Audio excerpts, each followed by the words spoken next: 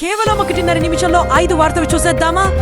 Germany chancellor Friedrich merge Bharat పర్యటన సందర్భంగా ప్రధాని నరేంద్ర మోదీతో కీలక సమావేశాలు నిర్వహించారు. అహ్మదాబాద్లోని అంతర్జాతీయ గాలిపటాల ఉత్సవాన్ని కలిసి ప్రారంభించారు. 25 ఏళ్ల భారత్ జర్మనీ వ్యూహాత్మక భాగస్వామ్యాన్ని సమీక్షిస్తూ వాణిజ్యం, పెట్టుబడులు, గ్రీన్ ఎనర్జీ, విద్య, రక్షణ రంగాల్లో సహకారం పెంచుకోవాలని నిర్ణయించారు.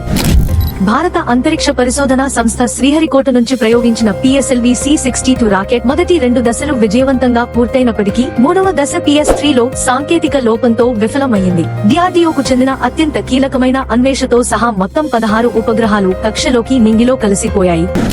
ఒకరోజు పాటు బ్లింకిట్ డెలివరీ పార్ట్నర్గా పనిచేస్తూ గిగ్ వర్కర్లు పడుతున్న ఇబ్బందులను తెలుసుకునేందుకు ఆమ్ ఆద్మీ పార్టీ రాజ్యసభ ఎంపీ రాఘవ్ చద్దా స్వయంగా బ్లింకిట్ యూనిఫామ్ ధరించి డెలివరీ బాయ్గా పనిచేశారు. క్విక్ కామర్స్ డెలివరీలో 10 నిమిషాల డెలివరీ టార్గెట్ల వల్ల డెలివరీ పార్ట్నర్స్ ప్రాణాలను పణంగా పెడుతున్నారని ఆయన ఆవేదన వ్యక్తం చేశారు.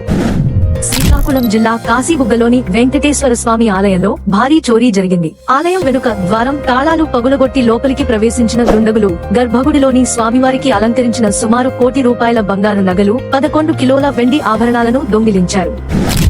ఈ సంక్రాంతికి విడుదలవుతున్న పెద్ద సినిమాలు రాజాసాబ్ మనశంకర ప్రసాద్ గారు టికెట్ ధరల పెంపుతో రాగా, సర్వానంద్ నటించిన నారి నారి నడుమ మురారి చిత్రానికి ఎలాంటి ధరల పెంపు ఉండదని, రవితేజ నటిస్తున్న భర్త మహాశయులకు విజ్ఞప్తి చిత్ర బృందం కూడా తెలంగాణలో సాధారణ ధరలకి, ఆంధ్రప్రదేశ్లో మాత్రం స్వల్ప పెంపుతో చిత్రం విడుదల చేయనుంది.